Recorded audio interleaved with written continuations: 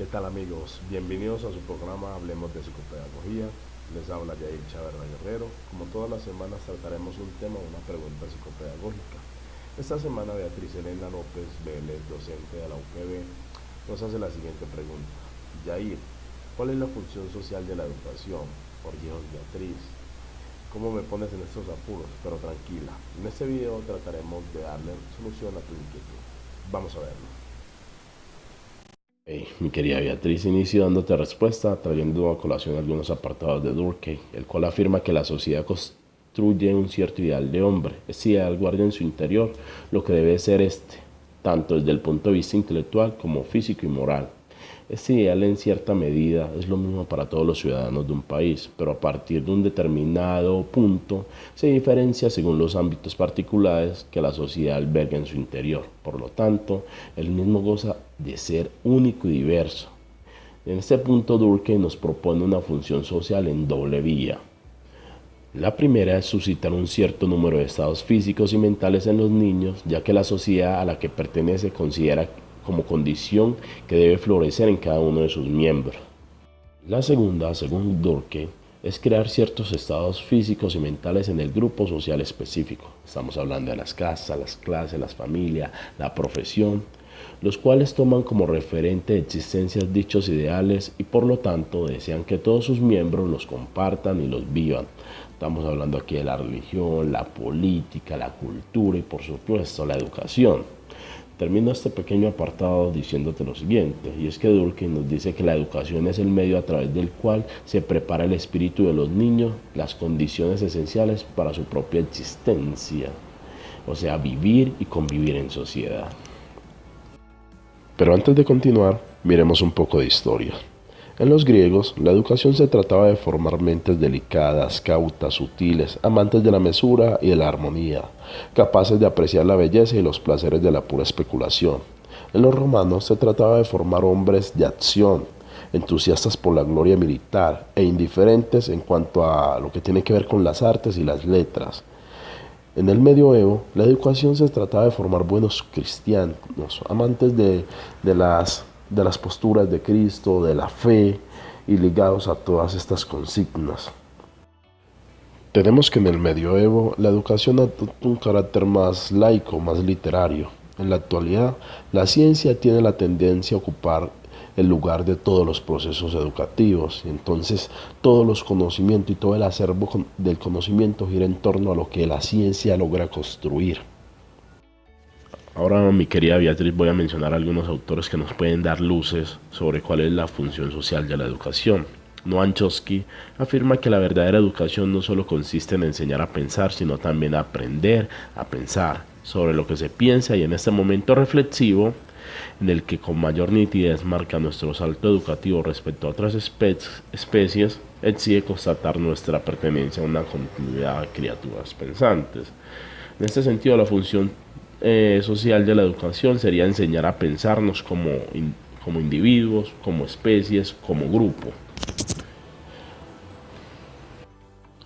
Para Sabater, a través de la educación un grupo social intenta remediar la ignorancia amnésica con la que naturalmente vivimos.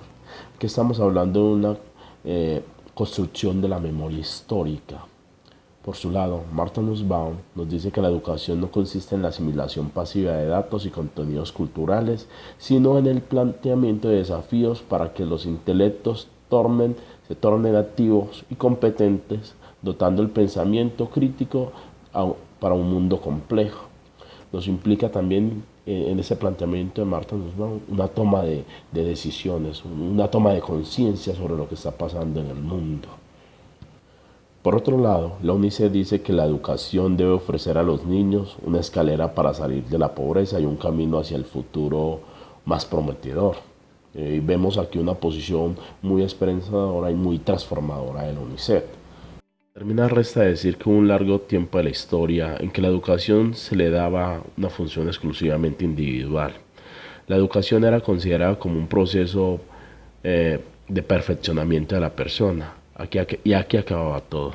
Pues bien, a partir de la era moderna comienza a reconocerse que la educación es una dimensión eminentemente social.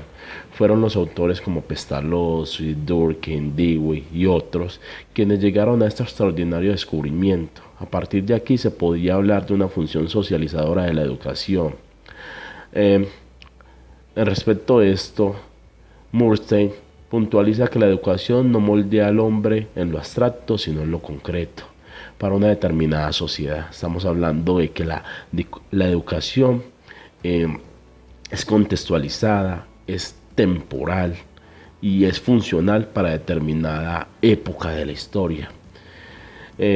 Singular aportación de estos pedagogos socialistas que aceptaron que la finalidad social de la educación es algo real, que la vivimos y que independientemente tiene la finalidad de transformar todas esas interacciones que tienen los seres humanos. Es importante también mencionar que esta función socializadora de la educación no se puede constituir en formar individuos serviles, eminentemente ligados a las dinámicas mercantiles de una sociedad que los quiere dóciles, La función social de la educación debe liberar las mentes, debe liberar los pensamientos, volver personas más democráticas, hacerles entender que tienen la posibilidad de actuar sobre la realidad y transformarla. Entonces es algo que yo te invito, mi querida Beatriz, a que analices a fondo. Voy a dejar aquí al final del video la descripción de los autores, los trabajos citados, para que si quieres puedas ahondar un poco más y me puedes hablar por el interno. Podemos compartir conocimiento respecto a estas ideas.